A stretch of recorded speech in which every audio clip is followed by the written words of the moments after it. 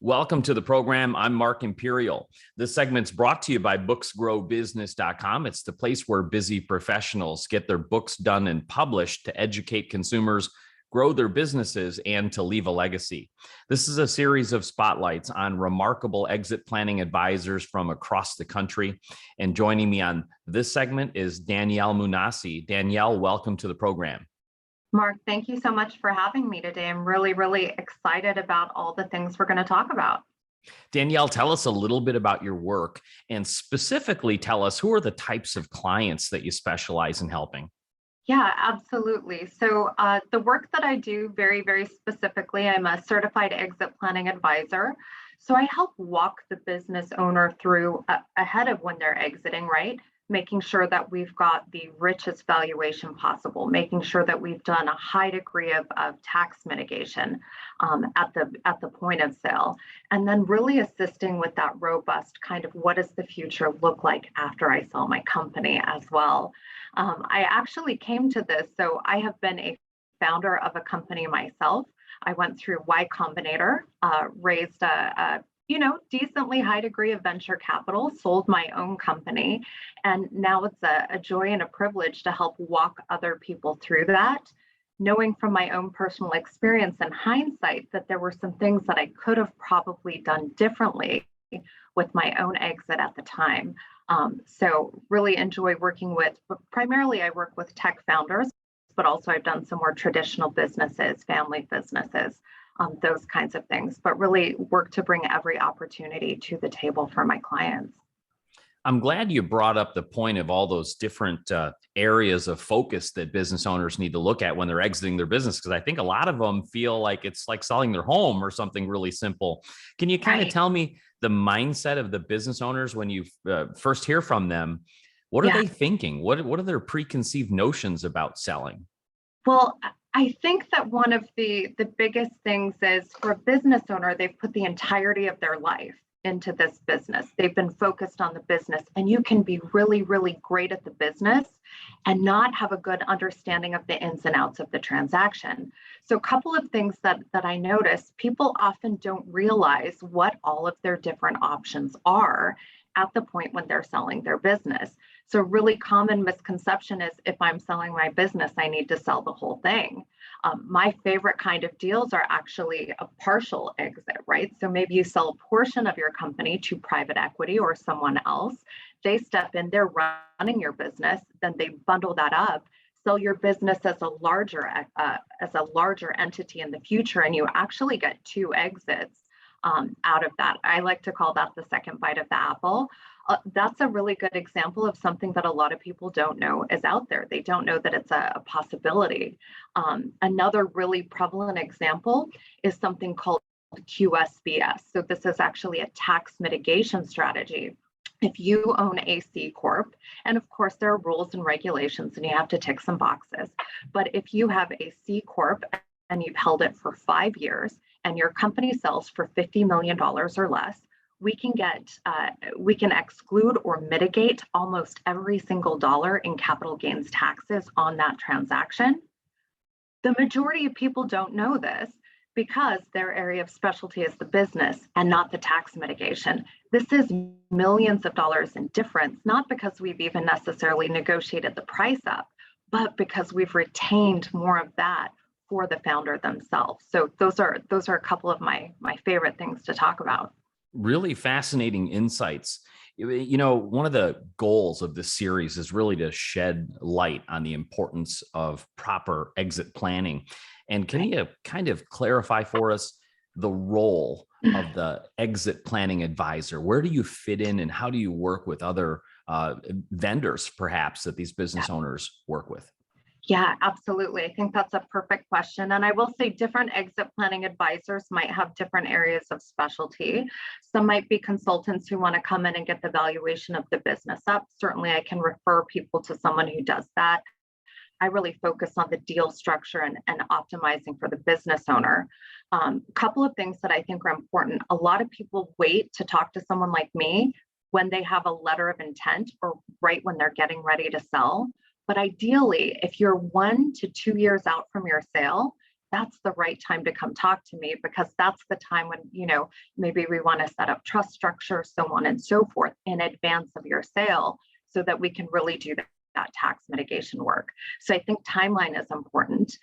When I first talk to a client, I always want to know who is their circle, because you have to have the right circle to get a deal done the right way. So the questions I usually ask are, who is your investment banker or business broker if it's not an investment banking deal? Who are you currently working with from a CPA perspective? And are they a transaction CPA?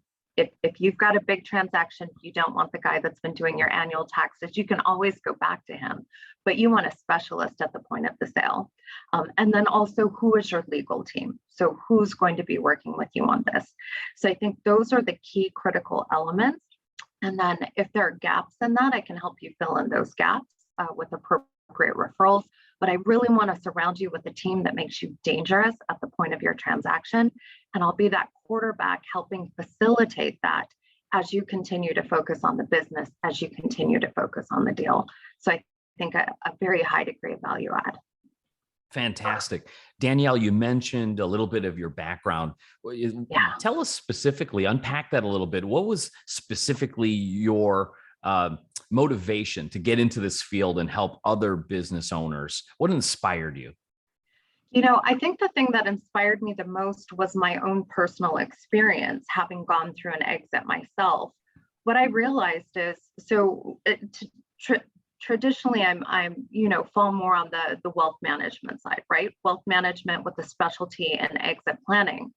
And what I found was, you've got, the CPA, the accountant, the investment banker, they focus on the deal, but they don't focus at all on what happens in life after the deal. And then you have traditional people in finance. And traditionally in finance, these people say, you're selling your business, that's great.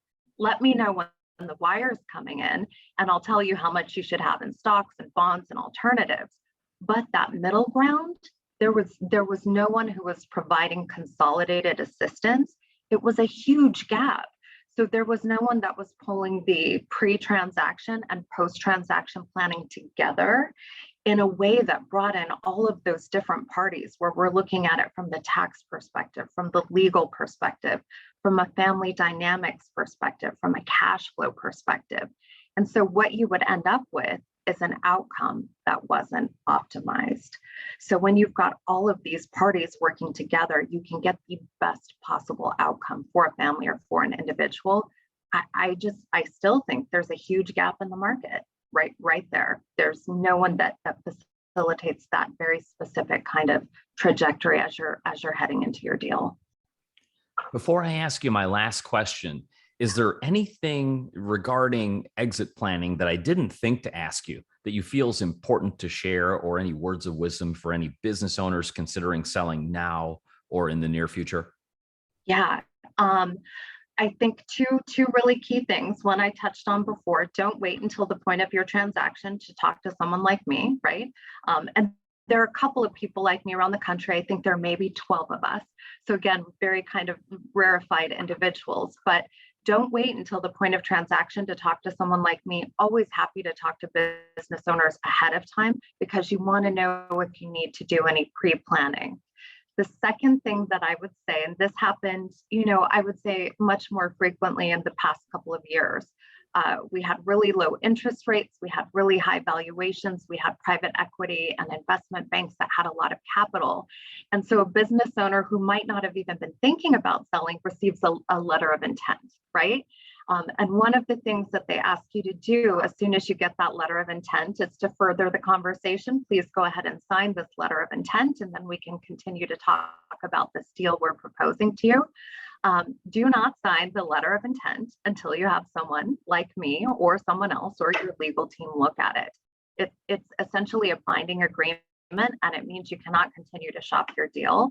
So I think that the other big thing that I see to be aware of is just make sure, if you're signing something, particularly a letter of intent, know what that is and seek counsel and advice before you lock yourself in. Sage advice. Danyell, for business owners listening right now who would like to speak with you, how can they find you and connect with you? Yeah, so you can find me online. My group's name is NGK Family Wealth Advisors, and a link will be provided to the website.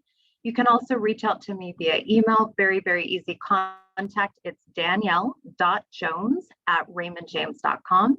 And you can also give myself and my team a call. You can call us at 813-202-1112. So either one of those methods.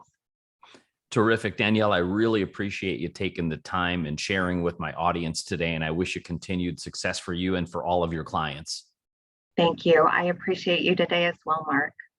That was Danyell Munassi. And this segment's brought to you by booksgrowbusiness.com. It's the place where busy professionals get their books done and published to educate consumers, grow their businesses, and to leave a legacy.